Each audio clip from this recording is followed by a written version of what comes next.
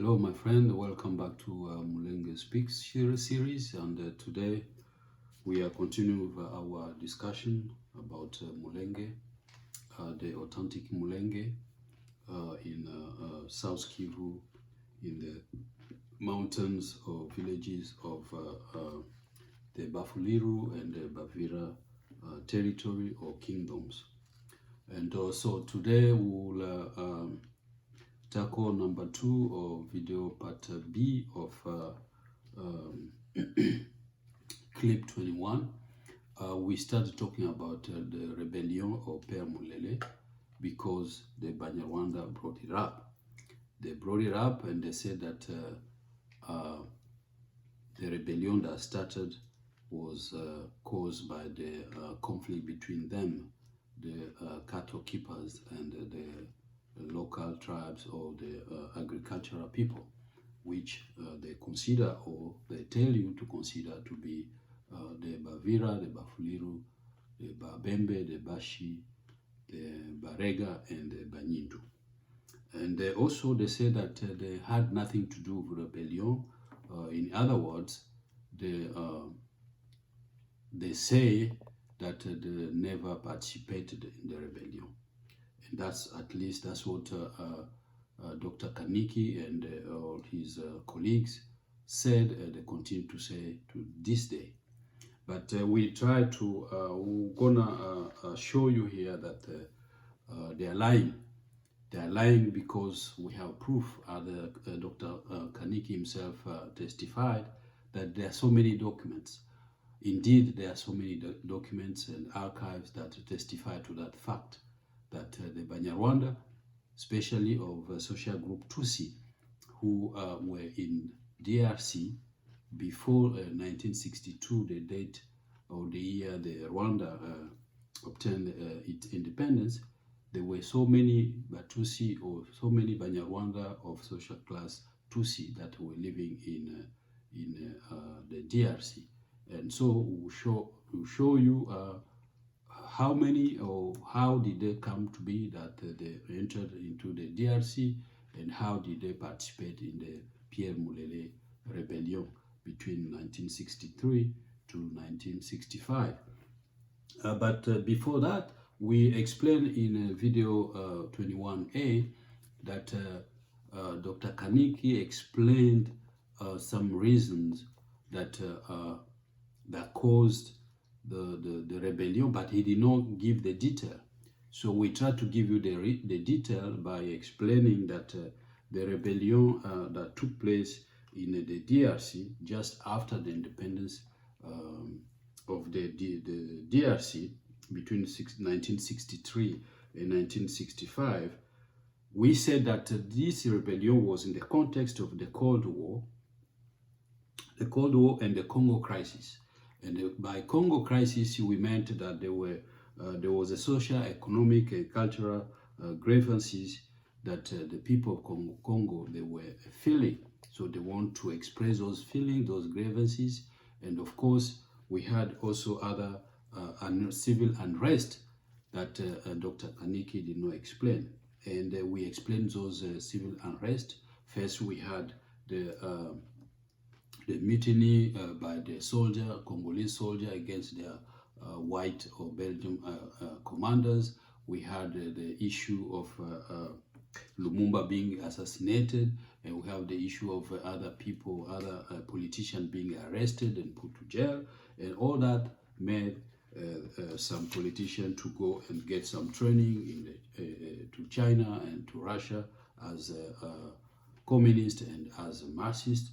And then they came, and then we had those civil unrest, and those caused what was called the Pierre Mulele. Of course, the Banyarwanda now, they are claiming that since they did not participate in that rebellion, they sided with the government of Congo. But they did not tell us when they sided with the government. We don't know if it was, they did not tell us if it was between 1961, 62, 63, or 64, even 65, when the rebellion was suppressed in the late 1965 by General Mobutu, but they did not tell us. But we explained that the rebellion was taking place. It did not take place in 1964 or 1965, but the reason or the causes of that rebellion took place just in July of 1960, just after the independence. We explained that. So today we're going to tackle another area to show you that here we know already that the Banyarwanda are in Congo. From 1881, based on the study of George West, to 1894, to 1917, 16, to 1920, to 1940, when many immigrants were brought to Congo for economic and economic reasons, to 1959, when there was the revolution in Rwanda, to 1963, so, and even to 1964. And then we will show you here that those events pushed or made many Banyarwanda of Tutsi class to move or to flee their country.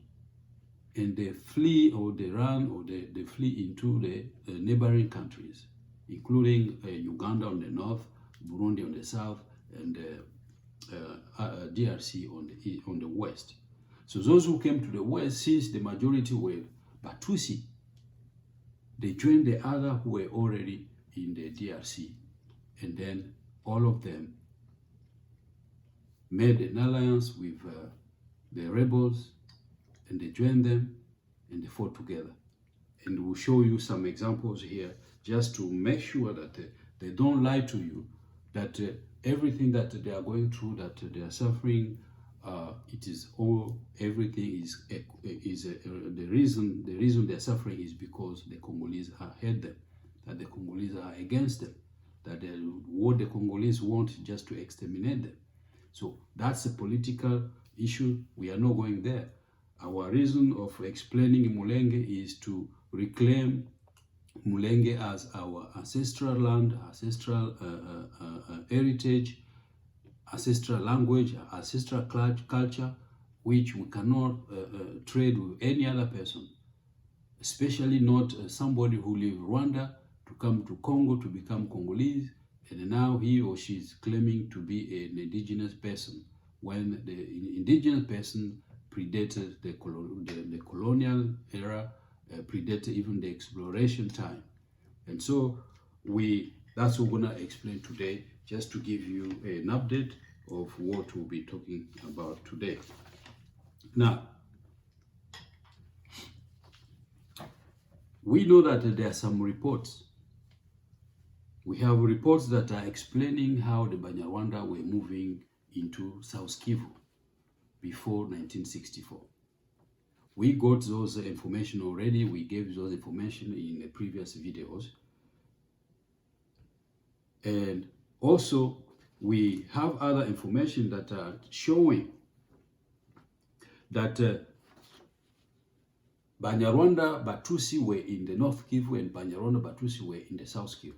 And remember, both Kivus belong to, they used to be one district.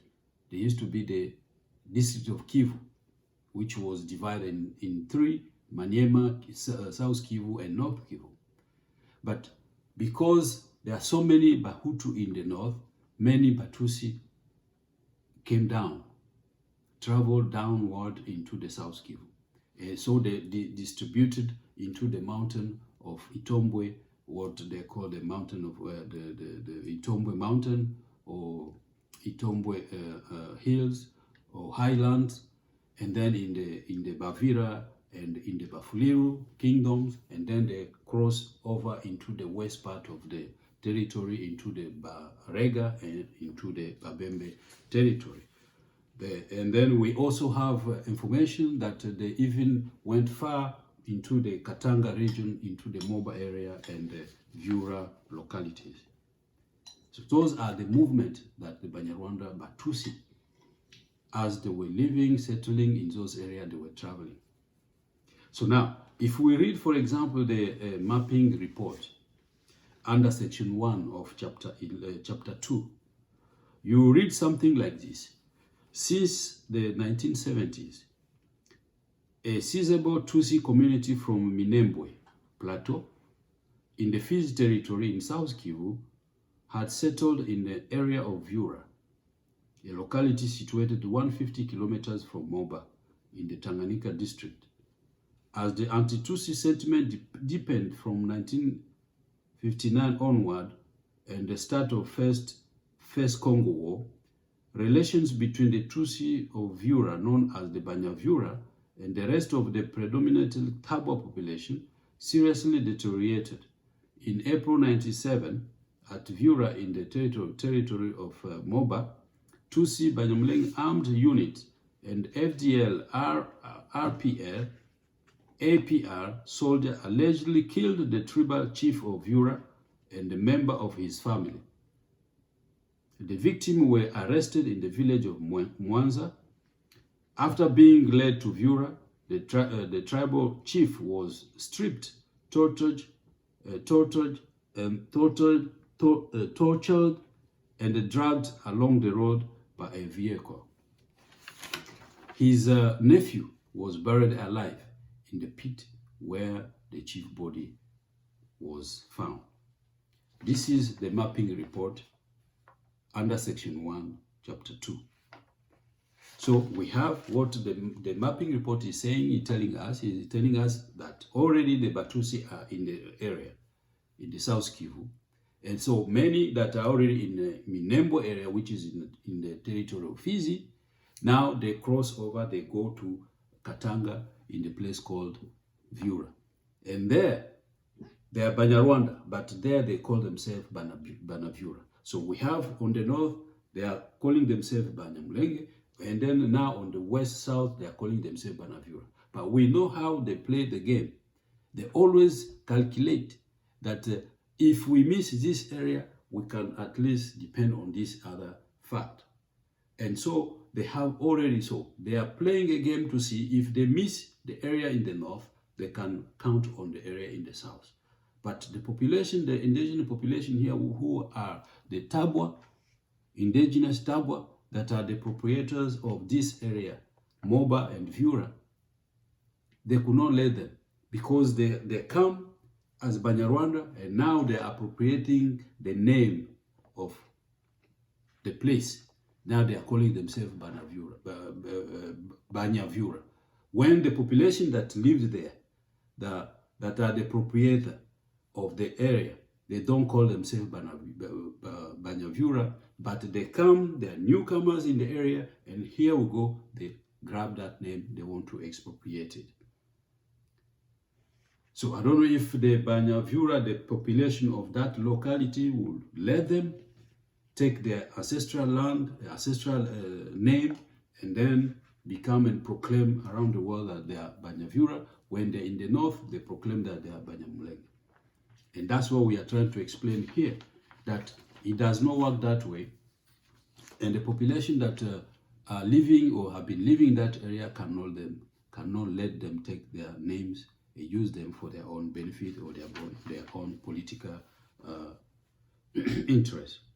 Also, if you go to the University of Iowa, Stanley Museum of Art in Iowa City, you will discover who are the first settlers of Vyura in Moba. The indigenous people of the area are called the Tabwa. So these are historical facts that exist. Even here in America, you go in the museum, you find the population that are the first settler of the area. The Banyarwanda are the first settler in Rwanda. They are not the first settler in DRC because the DRC is a country that is formed of several kingdoms. The lands that were bought by Stanley Morton on behalf of King Leopold II of Belgium. And those lands formed what we know today as the DRC. Any other person, any other population that came to settle now after that are Congolese, or they can become Congolese, but they are not indigenous of origin. And we see here that if you go to this museum, the University of Iowa Stanley Museum of Art in Iowa City, you discover that they are settlers, the first settlers of Viura and Moba are called the Tabwa people. But this is just an introduction. But let me now go and give us 3 areas where we'll discover that now that we have this population, Banyarwanda, Tutsi, that are already distributed in these local areas, others gonna follow up. Something is happening in the same period of time between 1960 and 1964. Something is happening the same way in Rwanda. We already see the civil unrest in DRC between 1960, July 6, 1960 to 1964. Now, at the same time, in Rwanda, also, we have civil unrest. And those civil unrest will make the Banyarwanda Tutsi to flee their country, some in DRC, some in Uganda, some in Tanzania, and some in Burundi. Now, between 1959 and 1961, the Belgian then replaced many Tutsi chiefs and sub-chiefs with Hutu, consigning King Kigeli V to figurehead status. Kigeli later fled the country. Despite continual anti-Tutsi violence, Belgium organized local elections in mid-1960. Hutu parties gained control of nearly all communes, effectively ending the revolution. Logist and Hutu leader Gregoire Kayibanda declared Rwanda an autonomous republic in 1961, and the country became independent in 1962. The revolution caused at least 336,000 Tutsi to flee to neighboring countries where they live as refugees. So between 1959 to 1962, when the revolution started to the time the Republic of Rwanda became independent, 336,000 Tutsi, Banyarwanda Tutsi, fled the country and entered into the neighboring countries. Now, that's the first fact. So now, if you divide these 336,000, you know how many went in each of those 4 countries, at least those direct neighbors. Now, also, if we read the U.S. Holocaust Memorial or the Museum Simon Skjold Center for the Prevention of Genocide, the National Security Archive, this museum report quotes a report from the U.S. State Department saying that, I quote, there were 550,000 refugees, predominantly Tutsi in Central Africa, most of whom fled Rwanda in the pogrom that followed the overthrow of the Tutsi monarchy in 1959. The largest exile community were in Uganda, 200,000, and Burundi, 245,000.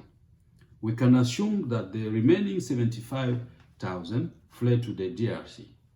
All things being equal, these 75,000 Banyarwanda Tutsi who fled to the Congo fled to North Kivu and South Kivu.